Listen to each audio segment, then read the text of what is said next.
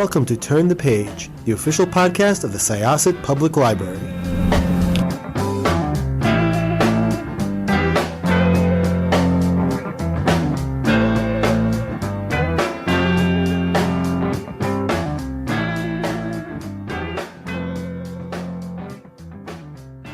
Hello, everyone. Welcome to Turn the Page. I'm your host today, Jen, and I am joined by a terrifyingly prolific writer. Really, really impressive. And the book that we are here to discuss and the career are so fascinating. So let's hop right into it. Welcome to the show. Could I ask you to introduce yourself and your book, please? Hi, I'm Lexi Blake. I am the author of My Royal Showmance. Thanks so much for joining us. This book is a tremendous amount of fun. Before we get into it, I'd love to talk a little bit about your career and how you got here. Your website has a really intimidating and humbling statistic on it that you have written 11 series, 113 books, 35,000 plus pages. So A, how, and B, you've also written a number of subgenres. Do you have any favorites? What's your favorite sort of genre of romance to work in? What I've written the absolute most is romantic suspense. I've written a lot of romantic suspense. But I really love writing romantic comedy. I kind of feel like I have to jump to both. Like I kind of have to jump around to keep interested. If it was only romantic suspense and I was only like solving murders, it would not be as fun as getting to go into these other kind of crazy worlds. So I've written romantic comedy. I've written urban fantasy. I think I've kind of spanned a lot of the genres, the subgenres in romance, but it's always comes back to the relationship between the hero and heroine, and maybe heroes and heroine. Maybe. Sometimes. Not in this one. Not in this one, but that is fun to look out for. So yeah, it's really, really interesting. And so talk a little bit, I guess, about this book in particular. So this is part of a series called the Park Avenue Promise series. Mm-hmm. Could you tell us a little bit about the series and where this book fits in there?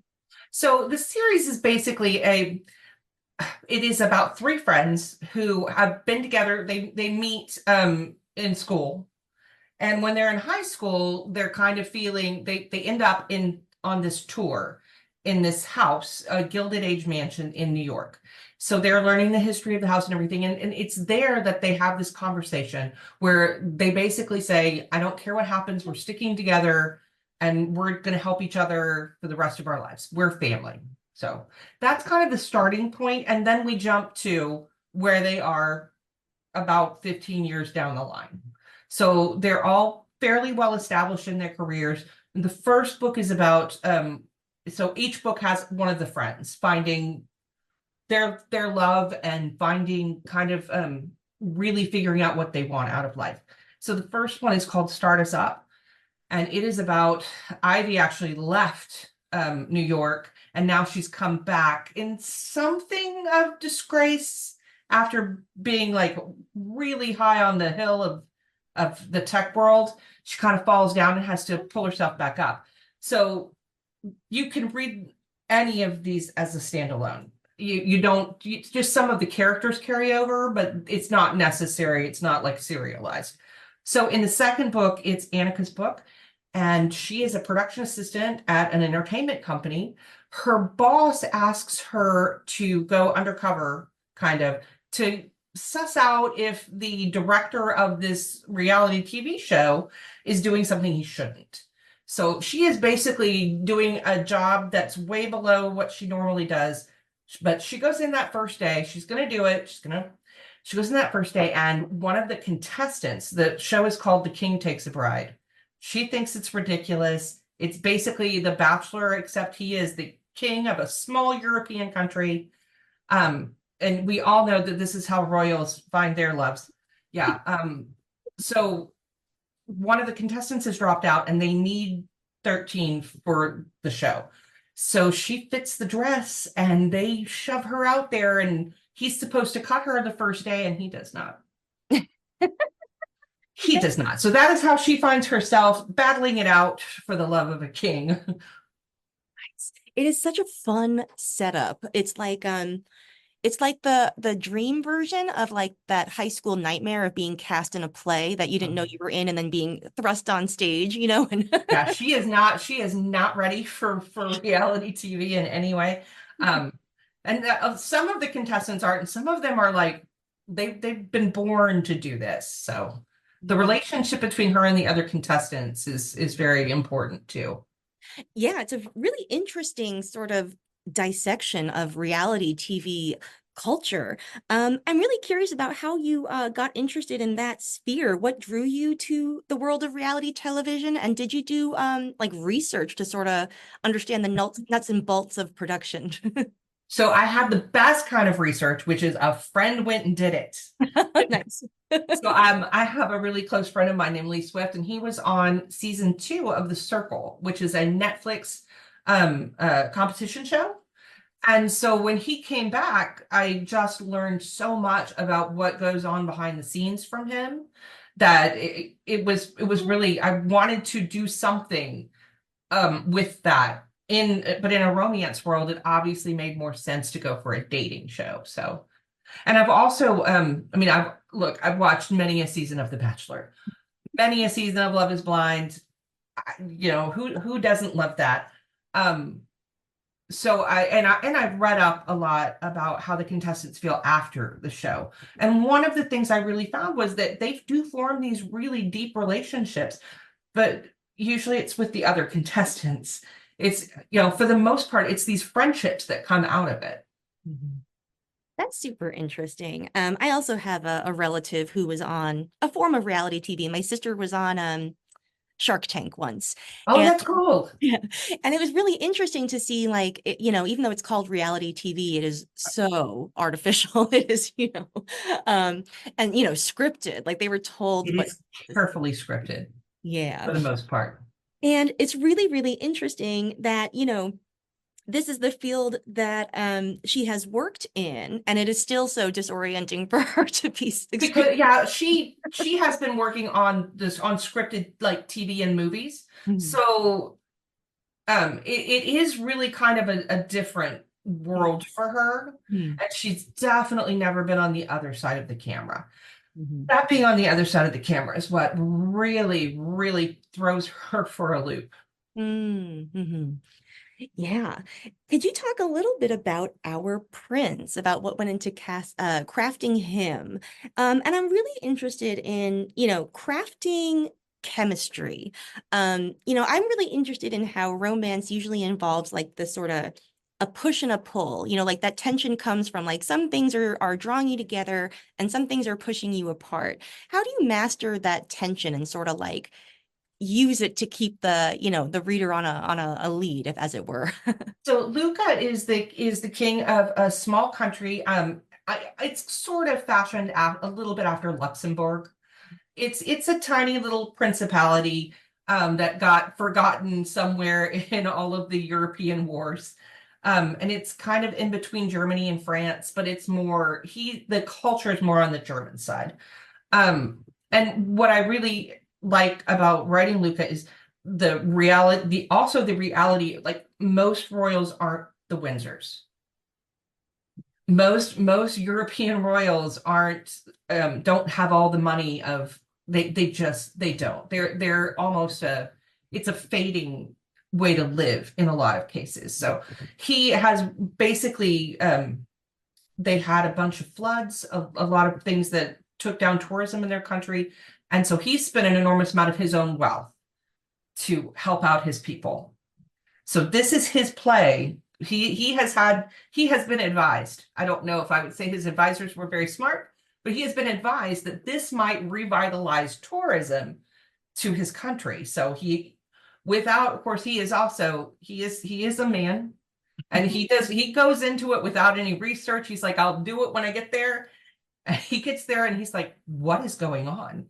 Like, I'm supposed to kiss everyone? I don't know about that. So the push and pull between them actually starts before she knows.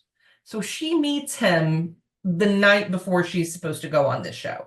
Well, she's supposed to go to work. She meets him. She doesn't know who he is. They meet in a hotel bar. It's very, as I put, Grey's Anatomy. It's they spend a lovely night. They really kind of get to know each other, but without the whole I'm the king. He doesn't want that. He wants to be really normal for a night. And he leaves her without even a kiss because he's like, I've got obligations. And so neither of them realize it until they meet again on the show, until she is literally coming out of the carriage. Some of the push and pull comes from he's worried about why she's there. Like, he feels like that shouldn't be coincidence to him. He's worried, he's drawn to her. So he kind of gets over that pretty fast. And then it's all about, she might be my way out. She might be my way through all of this. I like her. Why does it have to be fake? And she, of course, is worried because she doesn't know if she's ready to be queen of some place. Like, she just wanted to do her job, and it seems like a lot. So they end up spending a lot of time together, which would not actually happen in a reality TV show, but he figures out a way to spend time at night with her. And so, that's where they really build their chemistry, is in these late night talking sessions. Yeah, those scenes are really lovely. And I really, there's something really interesting, I think, to be said about like the parallel between reality TV and a certain sort of like performative political monarchy, where like both people are hiding something. They are, you are pretending on one level, and then there's like a reality that you're sort of concealing. And that mirrors in a really interesting way the dating process, because when two people meet, they're not the people that they are immediately. Yeah, And it takes time to really get to where you're comfortable just being you. yeah. And the dating show format really literalizes like the way that dating can feel like a job interview, where like where you're on your best behavior and sort of. Yeah. Let's talk a little bit about the supporting cast too, because as you said, those relationships are also really important. And I'm curious about crafting all those personalities. Did you have a favorite to write? And was there one who was the most challenging to write? Um, Hans, the bodyguard, is absolutely the favorite one to write. But I mean, he's so, like, you just kind of have to get in there and read him. He's a lot of fun in a very reserved German way. I think that, I mean, her closest friends, Harper and Ivy, show up. They're pretty easy to write because I've written them for so long. Of the cast, of the cast of contestants inside the show, honestly, I love writing a villain. And Shelby is basically gotten on there to play the villain. She knows there's going to be a villain edit somewhere, and that she's going to get a lot of screen time if she does this. But that's not all of who she is.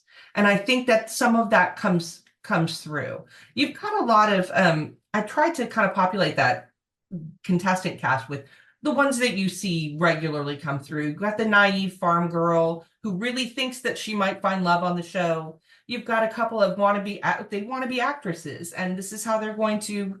You have to have at least 3 Ashleys, at least. Every reality dating show, 3 Ashleys. You have the crazy one who comes in wearing the tiara. That would happen. So yeah, the secondary cast was really fun. I think the hardest one to write, like from an emotional standpoint, is Patrick, who is her boss. He's got a lot going on under his surface. So the way he seems in the beginning is not really who he is.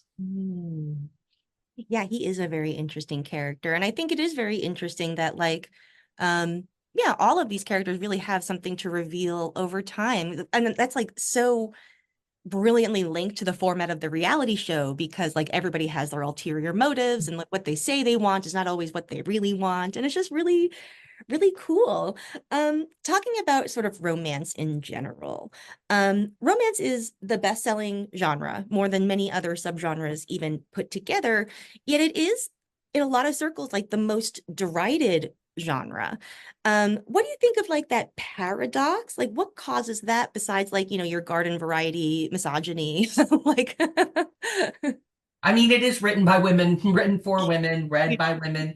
I mean, but even on going further into it, I think that there is the idea that what romance writers write isn't important, which is really funny, but this is what we do. I've really thought a lot about this and thought a lot about Alice Walker has this really great short story called Everyday Use. And it's about quilting and how we don't like you don't see the beauty in a quilt because you use it every day, because it's ordinary. So the question becomes, why is this painting we put on the wall art, but this quilt that has taken hundreds of hours and skill to put together, why is that a craft? And I think that I think romance novels are the quilts of the literary world. We are literally we literally talk about relationships, the things that are actually most important in our lives: love, fulfillment, finding ourselves. That can be seen as something not as important as man's fight against nature. In a lot of ways, because everybody will experience something that is written in a romance novel, and just by everyone experiencing it, it makes it a little less intriguing, a little less important. Mhm. That's super interesting. Yeah, like the stakes are usually individual as opposed to global. Yeah, yes. A lot of like, I mean, you know, in science fiction, yeah, it's always going to be somebody saving a world on another planet, or, you know, and in romance, it's a girl and a guy, or a guy and a guy, or, you know, it's about what's in our hearts rather than these. It's the real grand adventure of life, but not one that is going to like cost $80 million on screen. Yeah. Oh, absolutely. And I wonder too how much it has to do with, because romance concerns relationships, and thinking about relationships and talking about relationships means like being vulnerable, and like Oh, it does. the thing that we love in this culture. Oh, yeah, we do not. We do not. And yet, what I really love about romance is so very often you can see yourself in it.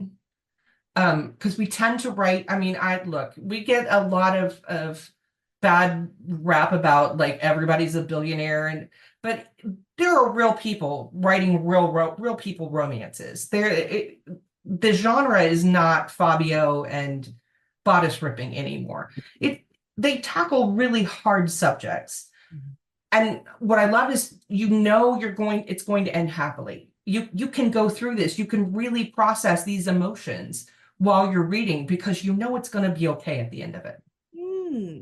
Yeah, that's a lovely point, that like the sort of the safety net of the happily ever after, like Oh, let yeah. you examine some more uncomfortable emotions and feelings and stuff like that. Exactly. And let me tell you, in Romance Landia, do not come for that safety net. Do not. I know a lot of people like to say, but it is a romance. Yes, the hero dies, but no, that is a love story. Yeah. And I'd love if you could talk a little bit too about the romance community, because it seems to be like a really supportive one and a very active one. And there seems to be a special relationship between the writer and their fan community. Yeah, could you talk a little bit about like Romance Landia and Romance Landia. That's what we call it. It's like anything else. We have our scandals, we have our fights, but for the most part, I think especially in romance, with romance writers, we know this is not a zero-sum game. Our readers are so voracious, we can't keep up with them. We can't, like, they read some read like a book a day. So what you do is you find the people that you love to read, and you raise them up too. There's absolutely no reason to, like, this is not like we're going to fight over fans. The fans will read both books, so I think we kind of take that kind of attitude going into it. With the fans, though, we invite them into these big worlds we build, these worlds that we are blessed enough to be able to make a living writing about. And so they come into these worlds that mean so much to us, and then all of a sudden we feel like family. And social media really helps. There are a lot of bad things about social media. This is one of the good things, is that you can easily get in and talk to your fans, and they can tell you how they feel, and you can tell them, I wrote that because of this, or so it becomes a big online fandom that can be both really fun and really rewarding, and you get to meet a lot of people that you wouldn't normally meet. Yeah, that's really cool. Like, it seems like there's a really interesting way for writers to connect with their fans and for fans to connect with each other. Like, their friendships are formed out of this community. And that's Absolutely. well, thank you so much for joining us. This has been really lovely. Could you tell us, without giving too much away, what is in store for the third volume in this series? So in the third volume, one of the things I guess I didn't mention is that this whole thing, the whole show is taking place in the same Gilded Age mansion from their childhood. So in the third book, we're doing another reality show, but this one is an HGTV show where Harper, the third friend who has always worked in construction, is going to help renovate this Gilded Age mansion. And she, the designer, is a very grumpy man. Very, very grumpy. Oh, all right. Well, that's a great direction already. I'm very excited about that. Well, thank you so much for joining us again. This has been really lovely, and I am so excited for our listeners to, read the series and fall in love with these characters. Thank you. Thank you for having me. It was lovely. Oh, no problem. Okay, listeners, now it's on you. Please check out my Royal Showmance and start us up while you're at it. You might as well. You don't have to read them in that order, but whatever order you like, just read them both. Go to your favorite independent bookstore or library. Please check them out. It is now time to close this chapter. It's time to close this chapter of Turn the Page. Join us for the next episode.